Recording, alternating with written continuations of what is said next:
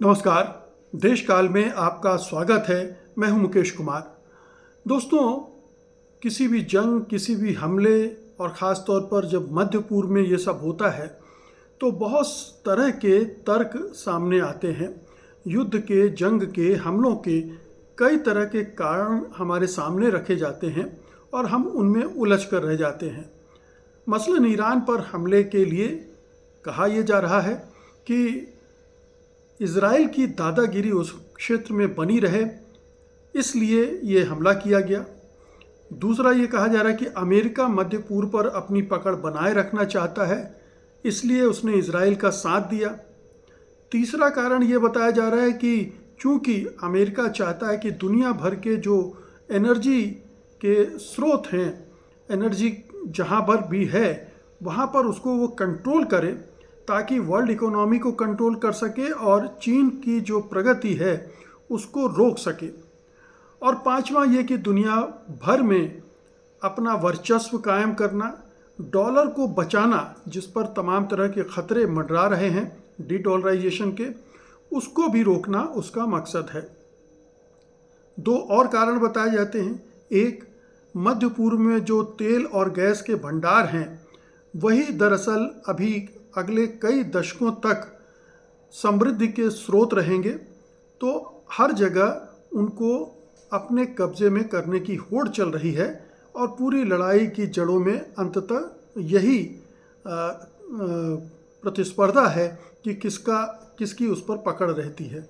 एक कारण ये भी बताया जाता है कि चूंकि अमेरिका की जो इकोनॉमी है वो बहुत कुछ वहाँ के मिलिट्री इंडस्ट्रियल कॉम्प्लेक्स पर डिपेंड करती है, हथियारों के उद्योग पर डिपेंड करती है, इसलिए लगातार इस तरह की स्थितियां बनाए रखना जिनमें हथियारों का इस्तेमाल हो, हथियारों का एक्सपेरिमेंट किया जा सके और भविष्य में नए हथियार बनाए जा सकें, तनाव पैदा हो और वहाँ के तमाम देश उन हथियारों के खरीदार बनाए जा सकें, इसलिए भी ये चलता है। हालांकि इन तमाम कारणों में दम है। एक कारण और बताया जाता है कि चूंकि जो ईसाई हैं, ख़ासतौर पर अमेरिका के ईसाई, उनका एक बड़ा वर्ग मानता है कि इज़राइल की मदद करना उनका धार्मिक कर्तव्य है, क्योंकि इज़राइल ही के ज़रिए ही अंततः जो खुदा है या उनका जो गॉड है वो उनका वहाँ पर पुनरावतार होगा, वो फिर से अवतार लेंगे। इस तरह की अवधारणा भी उनकी है और इसलिए भी वो सपोर्ट करते हैं। तो उसका एक धार्मिक कारण भी बताया गया और जिसके आधार पर यहाँ तक कह दिया गया कि पूरे मध्य पूर्व पर इज़राइल का हक बनता है।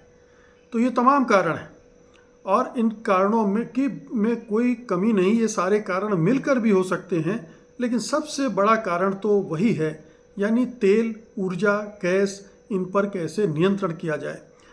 आज मैं आपको जो गज़ा पर हमले चल रहे हैं या हमले किए गए और जिस तरह से वहाँ पर सफाया किया गया फ़िलिस्तीनियों का, लगभग 6 से 10 लाख लोग फ़िलिस्तीनी लोग मार डाले गए बहुत ही निर्ममता, नृशंसता के साथ, और इसमें अमेरिका और इज़राइल दोनों शामिल रहे। इसकी एक बड़ी वजह जो अभी तक चर्चाओं में नहीं आई है उसके बारे में आज मैं बात करना चाहता हूँ। आपको बताना चाहता हूँ कि गज़ा और फ़िलिस्तीनी इलाकों का इस तेल के कारोबार से क्या संबंध है और इसका एक दूसरा हिस्सा लेबनान से भी जुड़ता है। लेबनान में जो अटैक कर रहा है इज़राइल और जो उसके एक बड़े हिस्से पर कब्ज़ा करने की कोशिश कर रहा है, हालांकि इसको एक ग्रेटर इज़राइल के प्रोजेक्ट के तौर पर भी प्रस्तुत किया जाता है और वो उसमें भी सच्चाई है, लेकिन असली सच्चाई इन देशों के नीचे या आसपास के तेल और गैस के भंडार हैं जिन पर कब्ज़े की पूरी एक कोशिश चल रही है अमेरिका और इज़राइल की।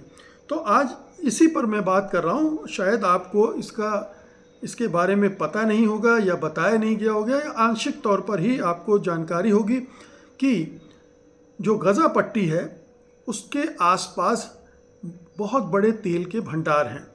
1999-2000 में ब्रिटिश गैस कंपनी ने इनको खोजा था और ये गजा पट्टी से केवल 36 किलोमीटर दूर हैं और अनुमान किया जाता है कि यहाँ 1 से 1.4 ट्रिलियन घन फीट गैस है। फ़िलिस्तीनी अथॉरिटी ने उस समय 25 साल का लाइसेंस दिया था इसके एक्सप्लोरेशन के लिए। इजराइल ने सुरक्षा कारणों से इस पर सुरक्षा कारण बताए और इसके विकास पर को बार बार रोक दिया।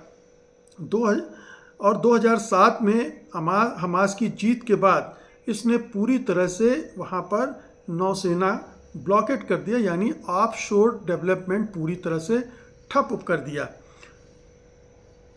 तेल अवीव नहीं चाहता था, इजराइल नहीं चाहता था कि ये डेवलप हो, इसीलिए 2008 में जो ब्रिटिश गैस कंपनी है उसने तेल अवीव में अपना ऑफिस भी बंद कर दिया और अभी तक ये पूरा जो तेल और गैस का क्षेत्र है ये अनडेवलप्ड है और फ़िलिस्तीनियों को $1 की कमाई भी इससे नहीं हो पाई है, क्योंकि इजराइल ने इसका फ़ायदा उठाने की उनको अवसर ही नहीं दिया।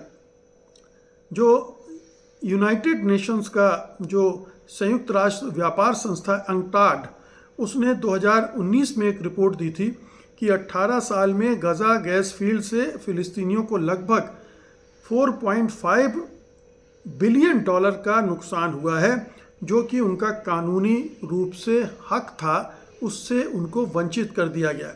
यहाँ मैं एक चीज़ आपको बता दूँ, ये कोई मैं कॉन्स्पिरेसी थ्योरी की बात नहीं कर रहा हूँ, ये एथेंटिक है, फैक्ट चेक्ड है जो कुछ भी मैं आपसे यहाँ शेयर कर रहा हूँ। और ये जो अंकटाक की रिपोर्ट है, संयुक्त राष्ट्र की एजेंसी है, उसने भी इस बात की तस्दीक की और बल्कि ये कहा कि फ़िलिस्तीनियों को लगभग $4.6 अरब मिलने चाहिए थे, लेकिन उन्हें $1 भी नहीं मिला।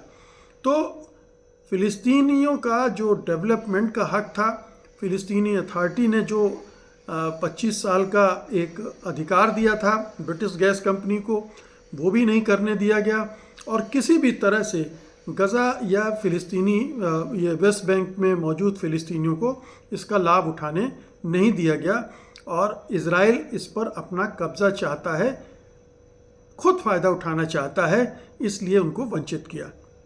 अब एक और क्षेत्र में लीजिए, ये लेवांत बेसिन प्रांत कहलाता है। 2010 में यूएस जियोलॉजिकल सर्वे ने आकलन किया था 122 ट्रिलियन घन फीट प्राकृतिक गैस और 1.7 बिलियन बैरल तेल इस इलाके में है। ये गाज़ा, इज़राइल, लेबनान, सीरिया और साइप्रस के तटों तक फैला हुआ है। इज़राइल के तमार और लेविथन फील्ड इसी का हिस्सा हैं। लेविथन भूमध्य सागर का सबसे बड़ा गैस फील्ड माना जाता है। जनवरी 2026 में चेवरान जो कंपनी है, अमेरिकी शेवरान या चेवरान जो भी कह लें आप, 16 जनवरी 2026 को उसने और पार्टनर्स ने लेविथन की उत्पादन क्षमता का बढ़ाने का एक फाइनल डिसीजन लिया इन्वेस्टमेंट करने का। ये इज़राइल में और जॉर्डन की गैस को सप्लाई कराएगा, ये भी सही बात है। तो ये अमेरिकन कंपनी की एंट्री होती है और वो अब इसका फ़ायदा उठाने की तैयारी करते हैं। जो लेबनान की मैंने बात की कि कैसे लेबनान पर कब्ज़ा करने की होड़ या कोशिश कर रहा है इज़राइल अमेरिका की बैकिंग से, उसका मकसद भी बिल्कुल साफ है, क्योंकि 2013 के प्रारंभिक अनुमान के अनुसार 30 ट्रिलियन घन फीट गैस यहाँ पर मौजूद है लेबनान में। अभी तक लेकिन कोई ड्रिलिंग नहीं की पाई, क्योंकि वो अशांत बना रखा है, चाहे वो हिजबुल्लाह को आप दोष दें चाहे इज़राइल को दें, और ये इसकी वजह से लेबनान इज़राइल समुद्री सीमा विवाद भी इसी गैस को लेकर चल रहा है। तो एक बेसिक चीज़ समझिए कि कोई भी सरकार हो वो आइडिया के लिए नहीं लड़ती है, वो एसेट के लिए खर्च करती है। यानी यहाँ इस इलाके में जो तेल और गैस है ये उसके लिए जंग लड़ी जा रही है, उसके लिए धन खर्च किया जा रहा है, न कि इस आइडिया के लिए कि इज़राइल को बड़ा देश बनाना है, ग्रेटर इज़राइल बनाना है, फ़िलिस्तीनियों को दबा कुचल कर ख़त्म करना है। ये आइडिया होगा कुछ लोगों का होगा, वहाँ के पॉलिटिशियंस का होगा, लेकिन इस आइडिया के आड़ में बहुत कुछ हो रहा है, और वो हो रहा है तेल और गैस पर कब्जा करने के लिए। और जो 7 अक्टूबर 2023 को हमला हुआ था हमास का, वो उसको करवाया गया था इजराइल की तरफ से या किया गया था, ये अलग बात है, लेकिन उसको बहाना बनाकर एक पूरी जंग छेड़ी गई इजराइल के द्वारा गजा पट्टी के सफाई की। अब गजा पट्टी के सफाई की एक थ्योरी ये भी है, जो अमेरिकी राष्ट्रपति डोनाल्ड ट्रंप के दामाद हैं जेरेड कुशनर, उन्होंने अपना एक प्रोजेक्ट भी दे रखा है, बोर्ड ऑफ पीस जो बनाया है ट्रंप ने, उसके सामने उन्होंने प्रेजेंटेशन दिया था कि कैसे वो वहाँ पर उसका विकास करेंगे। और ट्रंप साहब पहले ही कह चुके हैं कि वो वहाँ पर रिविएरा बनाना चाहते हैं। इसलिए ये जो एक और रियल इस्टेट का मामला है वो भी साथ ही साथ चलता है। तो रियल इस्टेट के जो खिलाड़ी हैं वो भी यहाँ पर अपना जाल बिछा कर रखे हुए हैं, लेकिन असल मसला तेल और गैस का है। तो तेल और गैस की ये लड़ाई है जिसमें बड़े भू राजनीतिक लक्ष्य भी शामिल हैं। अमेरिका का लक्ष्य कि कैसे रूस, ईरान, चीन के प्रभाव को रोका जाए, इन तीनों देशों को रोका जाए, नाटो का विस्तार किया जाए और खुद अपने झोलियाँ भरी जाएं, और यूरोप को जो कि एनर्जी की क्राइसिस से जूझ रहा है, कैसे इस एनर्जी से फ़ायदा पहुंचाया जाए, ये उसका लक्ष्य है। और इसके ज़रिए पूरे इलाके के तेल और गैस पर अपना अधिकार करना, वहाँ के देशों को अपने मातहत रखना, एक सुरक्षा की छतरी देने के लालच में कि भाई हम अपने सैनिक अड्डों के ज़रिए आपकी सुरक्षा करेंगे ईरान से, उनको अपने साथ मिलाए रखना, ये एक पूरा खेल उस इलाके में चल रहा है। अब ज़रा इसको इस तरह से भी हम देखते हैं कि अगर फ़िलिस्तीनियों को उनका हक मिला होता तो क्या होता। अगर वो इस इलाके से तेल गैस निकाल कर बेच पा रहे होते तो उनकी स्थिति आज कैसी होती। अगर ये हो रहा होता तो अंकटाड की रिपोर्ट का मैंने जिक्र किया कि 4.5 बिलियन डॉलर की कमाई लगभग 38,000 करोड़ रुपए की उस समय तक 2000 से 2018 तक हो चुकी होगी। उसके बाद 8 साल और हो गए हैं, तो आप ये लगा सकते हैं कि कम से कम 7-8 बिलियन डॉलर की रकम उन्हें मिल सकी होती। और अगर उस पर 2.5% का जो इंटरेस्ट रेट है, वार्षिक रिटर्न, अगर उसको निवेश करके लिया जाता तो वो भी करीब 2.5 अरब डॉलर उसमें और जुड़ जाते, यानी करीब 10 अरब डॉलर वहाँ से उसके आते। कुल इससे इतनी बड़ी रकम होती कि वो अपनी आबादी, फ़िलिस्तीनियों की आबादी कोई बहुत बड़ी नहीं है, छोटा सा इलाका है, अगर उस पर खर्च करते तो उसका ज़बरदस्त डेवलपमेंट हो सकता था। बिजली और ऊर्जा, गाजा और वेस्ट बैंक की पूरी बिजली ज़रूरत इस धन से पूरी हो सकती थी। आज गजा में केवल 2-4 घंटों के लिए बिजली आती है। गैस से 24 घंटे बिजली और डिसैलिनेशन प्लांट जो कि समुद्री पानी को मीठा बनाते हैं और दूसरे उद्योग धंधे चल सकते थे। बहुत सारे रोज़गार पैदा होते, ड्रिलिंग के, पाइपलाइन के, प्लांट निर्माण में हज़ारों सीधी नौकरियां मिलती, 20,000 से ज़्यादा रोज़गार इससे डेवलप होते। ये धन आता तो इंफ्रास्ट्रक्चर बनता, सड़कें, स्कूल, अस्पताल, ये सारे चीज़ें बनते। स्वास्थ्य पर और शिक्षा पर खर्च जो है दोगुना हो जाता और गरीबी बिल्कुल कम हो जाती। अगर इस जीडीपी अगर ये सब होता तो उसकी जीडीपी 10 से 20% तक बढ़ सकती थी। और जो गाजा की अर्थव्यवस्था अभी 83% सिकुड़ गई है, वो स्वतंत्र हो जाती और उसकी जो विदेशी सहायता पर निर्भरता है वो 50% तक कम हो जाती। इसी तरह से जो सॉवरेन वेल्थ फंड है, नॉर्वे की तरह राजस्व का हिस्सा फंड में रखकर लंबे समय तक फ़ायदा उठा सकता था। तो ये एक पूरा भविष्य था इस फ़िलिस्तीनी और गजा पट्टी पे रहने वाले फ़िलिस्तीनियों का, जो इससे जुड़ा था, जो इज़राइल ने नहीं होने दिया। और इससे भविष्य में भी बहुत सारी संभावनाएं इस इलाके के लिए पैदा हो जाती। लेकिन इजराइल के इंटरेस्ट, अमेरिका के इंटरेस्ट और वेस्टर्न कंट्रीज़ के इंटरेस्ट, इन सब ने गज़ा पट्टी में नरसंहार को एक तरह से मौन स्वीकृति दी।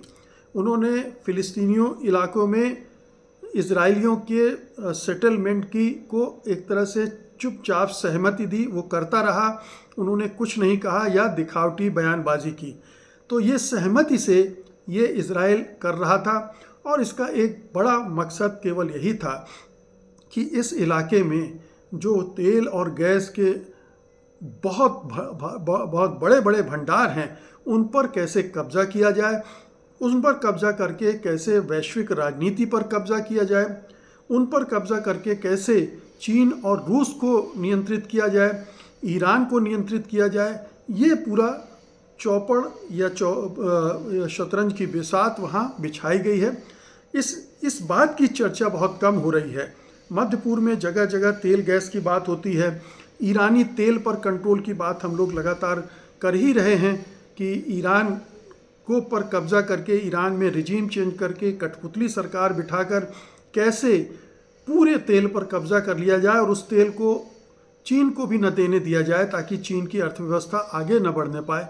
ये तो चल रहा था, लेकिन गज़ा पट्टी में जो इतना बड़ा नरसंहार हुआ है और अभी भी जारी है, उस पर वो होने दिया जा रहा है, करवाया जा रहा है ताकि पूर्ण नियंत्रण वहाँ पर इजराइल और अमेरिकी कंपनियों का हो जाए और उसका वो भरपूर दोहन करें। इसी तरह से लेबनान के एक हिस्से पर कब्जा करने की, सीरिया पर ऑलरेडी एक तरह का कब्जा हो ही चुका है, वहाँ पर भी यही खेल है।